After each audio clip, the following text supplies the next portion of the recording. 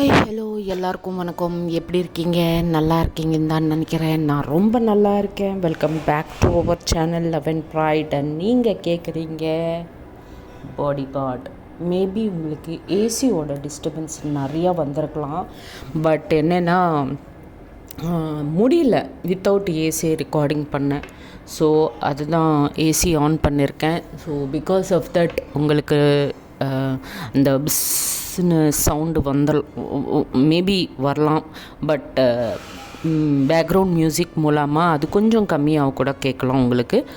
And yeah please don't mind if I have some personal works tomorrow. இன்றைக்கே அந்த personal works முடிஞ்சிச்சுன்னா நாளைக்கு கண்டிப்பாக episode என்னால் குடிக்க முடியும். இல்லைன்னா please wait for the next day. Okay, then let's get into the story. And comments are good. I'm really enjoying reading the comments. இப்படியே comment பண்ணிகிட்டே இருங்க, ஸோ தட் எனக்கும் கொஞ்சம் என்கரேஜிங்காக இருக்கும். அவ்வளோதான். Anyways, let's get into the story. So previous episode we have seen that Raksha and Shruti வந்து அவங்க ஒரு ரொமான்டிக் மூடில் ஒரு ரொமான்டிக் நைட்டு ஸ்பெண்ட் பண்ணுவாங்க. அதுக்கப்புறம் அங்கேருந்து நெக்ஸ்ட் டே மார்னிங் கோயிலுக்கு போவாங்க. அங்கேருந்து டிஸ்கஸ் பண்ணுவாங்க தட் கண்டிப்பாக அம்மாவையும் அப்பாவையும் யூனோ ஒன்றா பண்ணணும். ஐ மீன் ஒரு மேரேஜ் பாண்ட் பண்ணணும், அது அண்ணாவுக்கு கூட சொல்லணும் அப்படின்ட்டு டிசைட் பண்ணுவாங்க. பண்ணதுக்கப்புறம் சரின்னு நினச்சிட்டு அங்கேருந்து கோயிலேருந்து கிளம்பி ரூமுக்கு போய் அவங்க லக்கேஜ் எல்லாம் கலெக்ட் பண்ணிக்கிட்டு கிளம்புவாங்க. ஸோ வாட் நெக்ஸ்ட்னது இப்போ பார்க்கலாம். ஸோ போகிற வழியில் இப்போ இன்னும் க்ளோஸ் ஆகிட்டாங்க இல்லையா. தே ஹாவ் ஆல்ரெடி இப்போது 2-1 ஆகிட்டாங்க. ஸோ இன்னும் அவங்க நடுவில் இருக்கிற அந்த gap, whatever it is, அந்த டிஸ்டர்பன்ஸு இப்போ எதுவும் இல்லை அவங்க நடுவில். ஸோ அதுக்கு தான் இந்த தடவை ஹாப்பியாக அவங்க மொபைல் எடுத்து மியூசிக் ஆன் பண்ணிக்கிட்டு ஹெட்செட் போட்டு அவங்க காதில் ஒன்று இவங்க காதில் ஒன்று ப்ளூடூத் போட்டு ஹாப்பியாக பாட்டெல்லாம் என்ஜாய் பண்ணிவிட்டு ஸ்ருதி வந்து இன்னும் க்ளோஸ் ஆகிட்டாங்க இல்லையா. ஸோ அவங்க டைட்டாக ஹக் பண்ணிக்கிட்டு பின்னாடியில் இருந்து அந்த அந்த பாட்டை இவங்களும் பாடிட்டு அந்த ஸ்பீடாக லாங் ட்ரைவ் போயிட்டே இருப்பாங்க. ஜாலியாக அந்த ட்ரைவ் சூப்பராக 2 பேரும் ஹாப்பியாக என்ஜாய் பண்ணிகிட்டே இருப்பாங்க. 2 பேரும் especially Shruti she is a singer இல்லையா. ஸோ வர பாட்டு வந்து அவங்களும் ரிப்பீட் பண்ணிகிட்டே இருப்பாங்க, அவங்களும் பாடிட்டே இருப்பாங்க. ஸோ அப்படியே ஹாப்பியாக ட்ரைவ் பண்ணிகிட்டே இருப்பாங்க ரக்ஷா. ஸோ அப்படி லாங் ட்ரைவ் பண்ணி ஹாப்பியாக என்ஜாய் பண்ணிவிட்டு வந்து வீட்டுக்கு சேர்ந்துருவாங்க. வீட்டுக்கு பைக்கு பார்க் பண்ணிவிட்டு ஹாப்பியாக சிரிச்சுக்கிட்டு உள்ளே வந்து பார்த்தா ஸ்ருதி அவங்க அப்பா அண்டு மாலா 2 பேரும் பையன் கூட ஹாப்பியாக விளையாடிட்டே இருப்பாங்க பக்கத்துலேயே உட்காந்து. அது பார்த்து ரக்ஷா அண்ட் ஸ்ருதி ஷாக் ஆயிடுவாங்க. ஒருத்தர் மூஞ்சி ஒருத்தர் பார்த்துட்டு, என்ன இது, என்ன நடக்குதுங்க, இவ்வளோ க்ளோஸாக உட்காந்து ஹாப்பியாக சிரிச்சுக்கிட்டு பையன் கூட விளையாடுறாங்க ஏதாவது அப்படின்னு நினச்சிட்டு சரி அப்படின்னு உள்ளே வந்துடுவாங்க. உள்ளே வந்ததும் ஸ்ருதி அவங்க அப்பா அண்ட் மாலா 2 பேரும் பசங்களை பார்த்துட்டு, ஹேய் வெல்கம், எப்படி நல்லா என்ஜாய் பண்ணிங்களா அப்படி இப்படின்ட்டு கேட்டதும் நல்லா என்ஜாய் பண்ணோம் அப்படின்ட்டு இமீடியட்டாக ரக்ஷா வந்து அவன் பையனை கையில் எடுத்துகிட்டு, எடா இந்த அம்மாவை மிஸ் பண்ணியா, ரொம்ப மிஸ் பண்ணல அப்படின்ட்டு பேசிட்டே இருக்கும்போது பையன் வந்து ரக்ஷாவை பார்த்து சிரிச்சிட்டே இருப்பான். சிரிச்சதும் அவங்க அப்படியே கட்டுப்பிடிச்சிட்டு முத்தம் எல்லாம் கொடுத்ததும் பையன் கூட ரக்ஷாவுக்கு முத்தம் கொடுப்பான். அதுக்கப்புறம் ஹாப்பியாக அந்த மூமெண்ட்டு நடந்துகிட்டே இருக்கும்போது ஸ்ருதி வந்து அவங்க அப்பா பக்கமாக போயிட்டு ஸ்லோவாக, என்னப்பா நாங்கள் வந்து பார்த்தோம், ரொம்ப க்ளோஸாக உட்காந்துருக்கீங்க, சிரிச்சிட்டே இருக்கீங்க, என்ன உங்கள் மனசில் இருக்கிறத சொல்லிட்டீங்களா அப்படின்னு கேட்பாங்க ஸ்ருதி அவங்க அப்பாவை கிண்டலாக.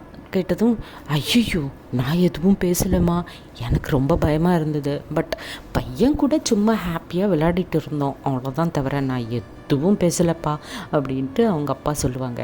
அப்பா என்னப்பா இவ்வளோ டைம் இருந்தது, எவ்வளோ ஹாப்பியாக இருந்தது, பேசவே இல்லைன்னா எப்படிப்பா அப்படின்னா, ரொம்ப பயமாக இருந்தது ஸ்ருதி, என்னால் முடியல அப்படின்வாங்க அவங்க அப்பா. சரி சரி ஓகே டோன்ட் வரி, நான் பார்த்துக்குறேன் அப்படின்ட்டு அவங்க கூட பையன்கிட்ட வந்துட்டு ரக்ஷா கையில் இருந்து ஸ்ருதி எடுத்துகிட்டு, ஏண்டா என்னையும் மிஸ் பண்ண இல்லை நீ அப்படின்ட்டு அவனையும் கட்டி பிடிச்சிட்டு அவனுக்கு முத்தம் கொடுத்ததும் பையன் ரொம்ப சிரிச்சுட்டு ஸ்ருதி கூட முத்தம் கொடுத்துருவான். ரொம்ப என்ஜாய் பண்ணிகிட்டே இருக்கும்போது ஸ்ருதி மாலா பக்கமாக பார்த்துட்டு, அம்மா ரொம்ப பசிக்குதுமா, நாங்கள் ஃப்ரெஷ் ஆகிட்டு வருவோம், இதுக்குள்ளே டின்னர் ரெடி பண்ண சொல்கிறீங்களா அப்படின்னதும் யா ஷூர் அப்படின்ட்டு மாலா இமீடியட்டாக கிச்சனுக்குள்ளேக்கு போயிடுவாங்க. மெய்ட்ஸ் கிட்ட அவங்களும் சேர்ந்து டின்னர் ப்ரிப்பேர் பண்ணலான்ட்டு. அண்டு இவங்க ஃப்ரெஷ் பண்ணுறதுக்கு முன்னாடி ரக்ஷா வந்து, அங்கிள் பையனை பார்த்துக்கிறீங்களா, நாங்கள் ஃப்ரெஷ் ஆகிட்டு வந்துடுவோம் அப்படின்னதும், ஓகேம்மா நீங்கள் போங்க நான் பார்த்துக்கிறேன் அப்படின்ட்டு பையனை மறுபடியும் அவங்க அப்பா எடுத்துகிட்டு ஹாப்பியாக விளையாடிட்டே இருப்பாங்க. இவங்க 2 பேரும் அப்ஸ்டேர்ஸ்க்கு போவாங்க. ஃபஸ்ட் ஃப்ளோரில் தான் அவங்க எல்லாம் ரூம்ஸு. ஸோ மேலே போவாங்க. போனதும் ஸ்ருதி அந்த ஃபஸ்ட்டு எல்லாம் பார்ப்பாங்க, சுற்றி பார்ப்பாங்க, யாரும் இருக்க மாட்டாங்க அந்த ஃப்ளோரில். அப்படியே ரக்ஷாவை அவங்க ரூம்குள்ளே ரக்ஷாவோட ரூம்குள்ளே ஸ்ருதி அப்படியே அவங்கள இழுத்துட்டு போயிடுவாங்க.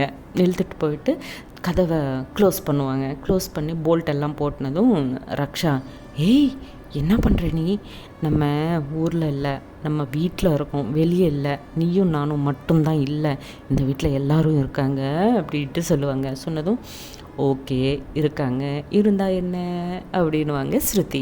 ஏய் கொஞ்சம் கூட பயமே இல்லாமல் பேசுகிற நீ அப்படின்னதும், ஏன் பயம், ஐ லவ் யூ ஓகே.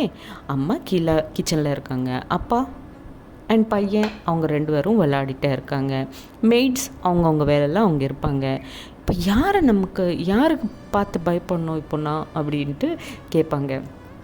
வேணா ஸ்ருதி, ஃப்ரெஷ் ஆகிட்டு பாத் பண்ணிவிட்டு தூங்கிடலாம், டயர்டாக இருக்குன்னு கூட சொன்னேன்ல அப்படின்னதும், ஆமாம் டயர்டாக தான் இருக்குது, போகிறேன், என் ரூமுக்கு தான் போவேன், பட் எனக்கு கொடுக்க வேண்டியது எனக்கு கொடுத்துட்டா நான் கிளம்பிடுவேன் அப்படின்வாங்க.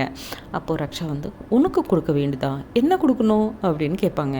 என்ன கொடுக்கணுமா, ஹலோ எனக்கு கிஸ் வேணும் அப்படின்வாங்க. என்ன இது டிமாண்ட் பண்ணுற, ரிக்வெஸ்ட் கூட இல்லாமல் அப்படின்ட்டு ரக்ஷா சொல்லுவாங்க. சொன்னதும், ஆமாம் இனிமேல் டிமாண்ட் தான், ரிக்வெஸ்ட் எல்லாம் இருக்காது ஓகே, நீ will you be my girl friend அப்படின்னு கேட்கும்போதே எல்லாம் டிமாண்டு தான் இனிமே அப்படின்வாங்க ஸ்ருதி. ஓஹோ அப்படின்ட்டு இமீடியட்டாக அவங்க ஹிப் மேலே கையை வச்சுட்டு இழுத்துருவாங்க ஃபாஸ்ட்டாக. ரக்ஷா அவங்க ரொம்ப க்ளோஸாக இழுத்துட்டு அவங்க இன்னொரு சீக் மேலே, லைக் சீக்குக்கு இயருக்கு நடுவில் அவங்க கையை வச்சுட்டு ஸ்லோவாக கிஸ் பண்ணுவாங்க.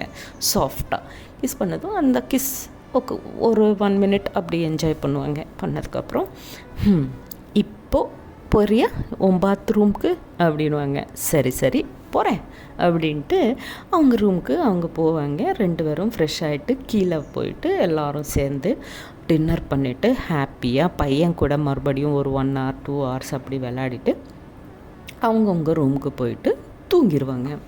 பட் எவ்வளோ ட்ரை பண்ணாலும் ஸ்ருதிக்கு தூக்கவே வரமாட்டேங்குது.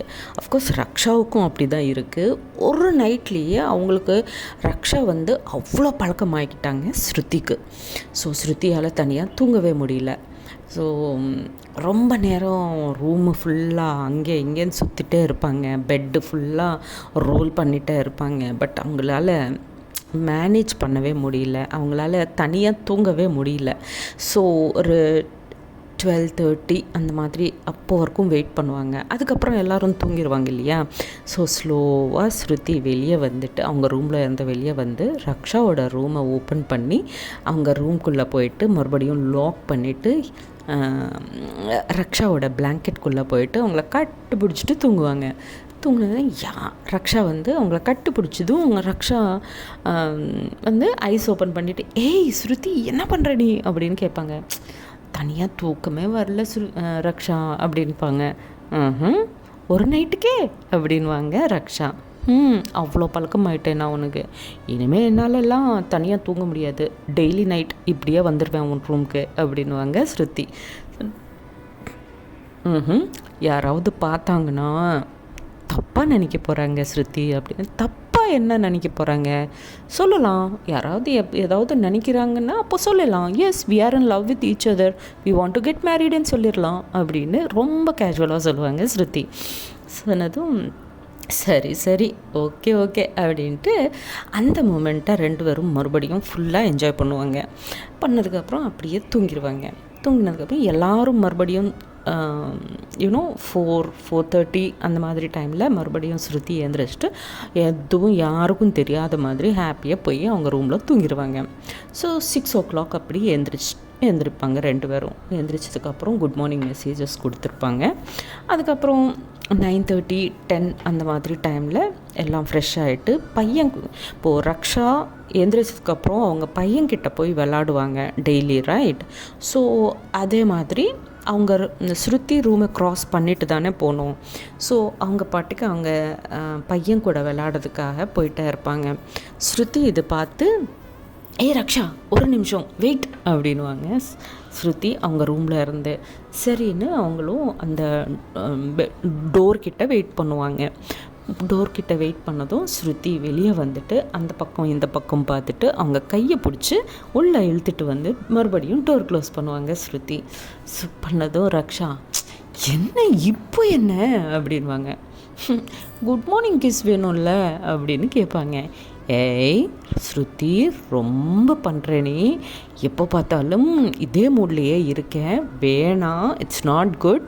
யாராவது பார்த்தாங்கன்னா இப்போ இருக்கிற சுச்சுவேஷனில் ரொம்ப கஷ்டம் அப்படின்வாங்க ரக்ஷா. சொன்னதும் எதுவும் இல்லை நான் பார்த்துக்குறேன், ப்ளீஸ் எனக்கு மட்டும் கொடு அப்படின்வாங்க சைல்டிஷாக. கேட்டதும் ரொம்ப பண்ணுறப்பா, ரொம்ப குழந்தையாக பிஹேவ் பண்ணுறேன் அப்படின்னா, ஆமாம் உங்ககிட்ட நான் இப்படி தான் பிஹேவ் பண்ணுவேன், இப்போ எனக்கு கொடுக்குறியா இல்லையா அப்படின்னு கேட்பாங்க ஸ்ருதி. அப்போது மறுபடியும் சரி இப்போ கொடுக்கலன்னா என்னை விடவே மாட்டியே, எனக்கு தெரியும்ல அப்படின்ட்டு ரொம்ப ரொமான்டிக்காக ஒரு கிஸ் கொடுப்பாங்க ரக்ஷா ஸ்ருதிக்கு. அதுக்கப்புறம் கிஸ் பண்ணிகிட்டே இருக்கும்போது வெளியிலேருந்து ரக்ஷாவுக்கு யாரோ கத்துற மாதிரி சவுண்ட்ஸ் எல்லாம் கேட்டுகிட்டே இருக்கும்.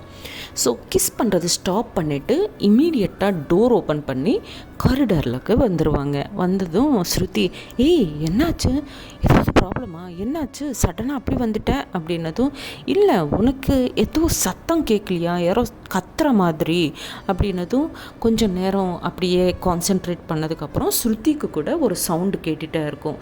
ப்ளீஸ் சார் போகாதீங்க சார், உள்ளே போகாதீங்க சார், என் ஜாப் போயிடும் சார், நீங்கள் வெயிட் பண்ணுங்கள் சார் அப்படின்ட்டு வாட்ச்மேனோட வாய்ஸ் கேட்டுகிட்டே இருப்பாங்க 2 பேரும். கேட்டுகிட்டே இருக்கும்போது பட் அந்த பர்சன் வந்து ஸ்டாப் பண்ணாமல் வந்துடுவான், மெயின் டோர் வரைக்கும் வந்துடுவான். வந்ததுக்கப்புறம் ரக்ஷா அங்கேருந்து அந்த பர்சனை பார்த்து, இந்த பையன் மாலா ஆண்டியோட பையன் அப்படின்னு சொல்லுவாங்க. சொன்னதும் அவங்க மாலா ஆண்டியோட பையன்னு உனக்கு எப்படி தெரியும்னு ரக்ஷா கேட்பாங்க. அதுவா, நான் மாலா ஆண்டியை ஃபர்ஸ்ட் டைம் அப்போ தான் பார்த்தேன். இவன் வந்து அவங்க அம்மாவை ரொம்ப தொந்தரவு பண்ணிகிட்டே இருந்தான், அடிச்சுட்டே இருந்தான் ஆல்மோஸ்ட். ஸோ அப்போ நான் தான் போய் அம்மாவை ப்ரொடெக்ட் பண்ணி உங்கள் வீட்டு வாசத்தில் விட்டுட்டு போனேன், அப்போ பார்த்தேன் இவனை அப்படின்னு சொல்லுவாங்க. ஓ அப்படியா அப்படி என்னதும் அந்த பர்சன் வந்து கத்த ஸ்டார்ட் பண்ணிடுவான். அம்மா அம்மா அப்படின்னு கத்துனதும் மாலா அந்த வாய்ஸ் கேட்டு, இது என்ன என் பையனோட வாய்ஸ் மாதிரி இருக்கே அப்படின்ட்டு ராகவ தூக்கிட்டு வெளியே வந்து பார்ப்பாங்க. பார்த்ததும் ஆமாம் அவன் தான். ஸோ ரக்ஷா இமீடியட்டாக பையனை எடுத்துகிட்டு போங்க ஆண்டி, அவங்க கூட பேசிட்டு வாங்க அப்படின்னதும், சரி நீங்கள் இங்கேயே இருங்க, கீழே வராதிங்க, அவன் என்னென்னமோ பேசுவான் அப்படின்ட்டு சொல்லி அவங்க தனியாக கீழே வந்துடுவாங்க. வந்ததும் பார்த்து வாட்ச்மேன் கிட்ட, அவன் என் பையன்தான்ப்பா, நீங்கள் போங்க அப்படின்னதும், சரிம்மா அப்படின்ட்டு வாட்ச்மேன் மறுபடியும் கேட்டு சைடாக வாக் பண்ணிவிட்டு போயிட்டே இருப்பாங்க. அதுக்கப்புறம் இந்த பையன் ஸ்டார்ட் பண்ணுவான். ஓஹோ நைஸ், நான் தனியாக ஒரு வீடு கூட இல்லாமல் அங்கே இங்கே நனைஞ்சிட்டே இருக்கேன், நீ என்னடானா இவ்வளோ சுகமாக இவ்வளோ பெரிய வீட்டில் ஹாப்பியாக இருக்க அப்படின்ட்டு ஸ்டார்ட் பண்ணுவான் அந்த பையன். சொன்னதும், நீ இங்கே எதுக்குடா வந்த, எப்படிடா தெரிஞ்சது நான் இங்கே இருக்கேன்னு. எத்தனை நாள் தான்மா நீ ஹைட் பண்ண முடியும், நான் போய் ஹாஸ்பிட்டலில் ரொம்ப தொந்தரவு பண்ணிட்டேன், அவ்வளோதான். அந்த டாக்டரு அவனால் தாங்க முடியல என்னது, அதுதான் சொல்லிட்டான் நீ இங்கே இருக்கேன்னு, அதுதான் வந்துட்டேன் அப்படின்னு சொல்லுவான். சொன்னதுக்கு ஹாப்பியாக வந்து சோஃபாவில் உட்காந்து ஸோ லைஃப் என்ஜாய் பண்ணுற அப்படின்ன மாதிரி ரொம்ப டீசிங் வாய்ஸில் அவங்க அம்மா கிட்ட பேசிகிட்டே இருப்பாங்க. இதுக்குள்ளே ஸ்ருதி அவங்க அப்பா ரூமில் இருந்து வெளியே வருவாங்க. அண்ட் அவங்க அப்பா வந்தது பார்த்ததும் மெய்டை கூப்பிட்டு மெய்டுக்கு அந்த பையனை கொடுத்துட்டு, எது நடந்தாலும் பையனை கூட்டிகிட்டு வெளியே வராதிங்க அப்படின்னு சொல்லிட்டு பையனையும் அந்த மெய்டையும் ரூம்குள்ளே அனுப்பிச்சிட்டு இவங்களும் கீழே வந்துடுவாங்க. வந்ததும், ஓ பிக் ஃபேமிலி கூட உங்களுக்கு, ஸோ ஒரு நியூ ஃபேமிலி கிடச்சிருக்கு, அதுக்கு தான் இந்த பையனை மறந்துட்டே நீ, அவ்வளோதானே அப்படின்னு கேட்பாங்க. இங்கே இல்லை, அதெல்லாம் அப்புறமா பேசிக்கலாம், நீ ஃபஸ்ட்டு நீ வெளியே போ, நான் வர்றேன், எங்கே வரணுமோ சொல்லு, நானே வந்து உன்னை மீட் பண்ணுறேன் அப்படின்ட்டு மாலா சொல்லுவாங்க. என்ன, நான் எதுக்கு போகணும், நான் எங்கேயும் போக மாட்டேன், நானும் உங்கூடையே இருப்பேன், இந்த வீடு நல்ல வசதியாக தானே இருக்குது, ஸோ நானும் இங்கேயே இருப்பேன், என்னையும் நீயே பார்த்துக்கணும்ல அப்படின்வாங்க. அப்படின்னதும் ஸ்ருதி, ரக்ஷா அண்ட் ஸ்ருதி அவங்க அப்பா எதுவும் பேச மாட்டாங்க. பிகாஸ் அது அவங்க அம்மா அண்டு பையனோட ப்ராப்ளம். ஸோ அதில் மிடிலுக்கு போக மாட்டாங்க. லெட் தெம் ஹேண்டில், அவங்களே பேசிக்கிட்டோம், ஏதாவது பிரச்சனையாக இருந்தால் அப்போ பார்த்துக்கலாம், அப்போ வரைக்கும் அவங்களே பேசிக்கிட்டோம், அந்த மாதிரி இவங்க பார்த்துட்டே இருப்பாங்க. ஸோ இப்படியே அவன் பாட்டுக்கு அவன் எது வேணாலும் பேசிட்டே இருப்பான். என்னை விட்டுட்ட, உனக்கு வாட் யூ சே, பெற்றவங்களை விட உனக்கு சம்மந்தமே இல்லாத இந்த மாதிரி ஆளுங்கள் எல்லாம் உனக்கு இம்பார்ட்டண்ட்டு, நான் இல்லை, எனக்கு வீடு கூட இல்லாமல் பண்ணேன், இப்போ என்னடானா அப்படின்னு ஸ்டார்ட் பண்ணிவிட்டு சொன்னதே சொல்லுவான், திட்டிகிட்டே இருப்பான், ஆல்மோஸ்ட் அசிங்கமாக திட்டிகிட்டே இருப்பான். ஸோ அப்போ கூட இவங்க யாரும் பேச மாட்டாங்க. பட் ஒன்ஸ் கொஞ்சம் கெட்ட வார்த்தையெல்லாம் ஸ்டார்ட் பண்ணிடுவான் பேச. கெட்டையாக எனக்கு கெட்ட வார்த்தை எதுவும் வராது, அதுக்கு தான் சொல்கிறேன். கெட்ட வார்த்தைலாம் சொல்லுவான். சொன்னதும் ஸ்ருதிக்கு ரொம்ப கோபம் வந்துடும். பிகாஸ் ஸ்ருதி மாலாவை அம்மா மாதிரி பார்த்துக்கிறோம். ஸோ அவன் அப்போ மிடிலுக்கு வந்துடுவாங்க. ஏய், என்ன பேசுகிற தெரியுதா உனக்கு, உன்னை ஏன்னா தண்ணி அடிச்சிட்டா வந்த, யாரு கூட எப்படி பேசணுன்னு கூட தெரியாதா உனக்கு அப்படின்னு ஸ்ருதி ரொம்ப கோபமாக பேச ஸ்டார்ட் பண்ணுவாங்க. இதுக்குள்ளே அவன் வந்து, ஏய் நீ யார், ஏன் அம்மாவை நான் எது வேணாலும் பேசுவேன் அப்படின்னு சொன்னதும் ரக்ஷாவுக்கு ரொம்ப கோபம் வந்துடும். அப்போது வரைக்கும் காமாக இருக்கிற ரக்ஷா அவனை ஆல்மோஸ்ட் அடிக்கிற லெவலுக்கு வந்துடுவாங்க. நான் ஞாபகம் இருக்கேன், நான் உனக்கு ஒரு தடவை ஆல்ரெடி உனக்கு நல்லா அடிபட்டிருக்கு என் கையால், நான் மறுபடியும் உன்னை அடிக்காமல் இருக்கிறது பார்த்துக்கோ, ஓகே அப்படின்ட்டு அவங்கள திட்டுவாங்க. திட்டினதுக்கப்புறம் சரின்னு அவன் கொஞ்சம் நேரம் காமாக இருப்பான். அதுக்கு மறுபடியும் திட்ட ஸ்டார்ட் பண்ணிடுவான். இதுக்குள்ளே மறுபடியும் ஸ்ருதி நடுவில் வந்ததும் என்னென்னமோ பேசிட்டே இருந்ததும் அவங்க அப்பாவுக்கு கோவம் வந்துடும். பொண்ணை ஏதோ திட்டினதும் ஸ்ருதி அவங்க அப்பாவுக்கு கோவம் வந்துடும். டேய் என்னடா பேசுகிற என்ன பொண்ணை நீ அப்படின்னு வந்துடுவாங்க. அவங்களும் வந்ததும், ஓ ஸோ நீ இந்த ஆள்கிட்ட இருக்க, என்ன சம்மந்தம் இந்த ஆளுக்கும் உனக்கும், உன்னை ஏதோ சொன்னால் இவங்களுக்கு கோபமாக வருது, இவங்க எல்லாருக்கும் கோபம் வருது, அப்போது நீ இங்கே ரொம்ப சந்தோஷமாக இருக்க அப்படின்னு இன்டைரக்டாக ஒரு ரிலேஷன் இருக்குது அந்த மாதிரி பேசுவான் அந்த பையன், மாலாவோட பையன். மாலா ப்ரோக் ஆயிடுவாங்க. என்ன பேசுகிறான், டேய் என்னடா பேசுகிற அப்படின்ட்டு. அப்போது ஸ்ருதி அவங்க அப்பாவுக்கு ரொம்ப கோபம் வந்துடும். கோபம் வந்துட்டு, ஆமாடா நான் அவங்கள கல்யாணம் பண்ணிக்கிட்டேன், அவன் இப்போ என் பொண்டாட்டியை நீ ஏதாவது சொன்னேன்னா அவ்வளோதான், இனிமேல் நீ உயிராட கூட கொடுக்க மாட்டேன் அப்படின்ட்டு அவங்க மனசில் இருக்கிற வார்த்தை அப்படியே டக்குன்னு சொல்லிடுவாங்க அந்த கோபத்தில். மாலா ஷாக்கில் இருப்பாங்க, என்ன பேசுகிறாங்க இவங்க அப்படின்ட்டு அப்படியே பார்த்துட்டே இருப்பாங்க. அவங்க வாயிலிருந்து ஒரு வார்த்தை கூட வராது.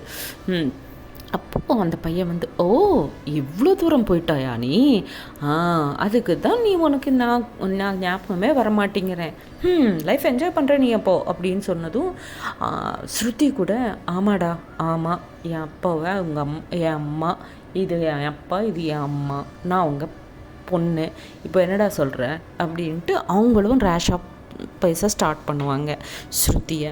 ஸோ இவங்க ஆல்மோஸ்ட் ஃபைட்டுக்கு வரும்போது ரக்ஷா வந்து ப்ரொடெக்ட் பண்ணிகிட்டே இருப்பாங்க எல்லாரையும். அதுக்கப்புறம் ஓகே உனக்கு இப்போ என்ன தான் வேணும், இப்போது அம்மா எங்கள் வீட்லேயே இருப்பாங்க, உங்க கூட வரமாட்டாங்க, நீ அப்படியே அம்மாவை விட்டுறணுன்னா உனக்கு என்ன வேணும் அப்படின்னு கேட்பாங்க ஸ்ருதி டைரெக்டாகவே. கேட்டதும் சொல்லுவாங்க, இல்லை நான் என்னோடய லைஃப்பை செட்டில் பண்ணிருங்க, எனக்கு யாரும் வேணாம், நான் தனியாக ஹாப்பியாக என்ஜாய் பண்ணிப்பேன் அப்படின்னதும், இதே வார்த்தை மீட்ட இருங்க இப்போவே அப்படின்ட்டு இமீடியட்டாக அவங்க லாயரை கூப்பிடுவாங்க. கூப்பிட்டுட்டு ஒரு டாக்குமெண்ட் ரெடி பண்ணுவாங்க. தட் நான் என் லைஃப்பை செட்டில் பண்ணிட்டாங்க, இதுக்கப்புறம் எனக்கும் என் அம்மாவுக்கும் எந்த மாதிரி சம்மந்தமும் கிடையாது அப்படின்ன மாதிரி ஒரு டாக்குமெண்ட் ரெடி பண்ணிவிட்டு அது மேலே சைன் வாங்கிப்பாங்க ஸ்ருதி. பாருங்கள், நீ லீகலாக உங்கள் அம்மாவை எனக்கு கொடுத்துட்ட, அதுக்கு பதிலாக நான் உன்னை செட்டில் பண்ணிட்டேன், இதுக்கு மேலே உனக்கும் அம்மாவுக்கும் எந்த சம்மந்தமும் கிடையாது, ஓகே அப்படின்ட்டு அந்த சைன் வாங்கிட்டு உங்களுக்கு கொடுக்க வேண்டியது கொடுத்துட்டு கெட் அவுட்டுன்னு சொல்லிடுவாங்க. இதெல்லாம் வேணாம், எனக்கு இது போதும், எனக்கு அம்மா வேணாம் அப்படின்ட்டு அவனும் கிளம்பிடுவான். ரொம்ப பிரேக் ஆயிடுவாங்க மாலா. என்ன நான் இந்த மாதிரி பையனையா பெத்துன, சிச்சி காசுக்காக என்னையே விட்டுட்டானா அப்படின்ன மாதிரி ரொம்ப பர்ஸ்ட் ஆகிடுவாங்க. ஸோ ரக்ஷா அண்ட் ஸ்ருதி வந்து அவங்கள கன்சோல் பண்ணிகிட்டே இருப்பாங்க. ஸோ வாட் நெக்ஸ்ட்னது நெக்ஸ்ட் எபிசோடில் பார்க்கலாம். அப்போ வரைக்கும் tata bye bye, see you, Jai Hind, Jai Sriram.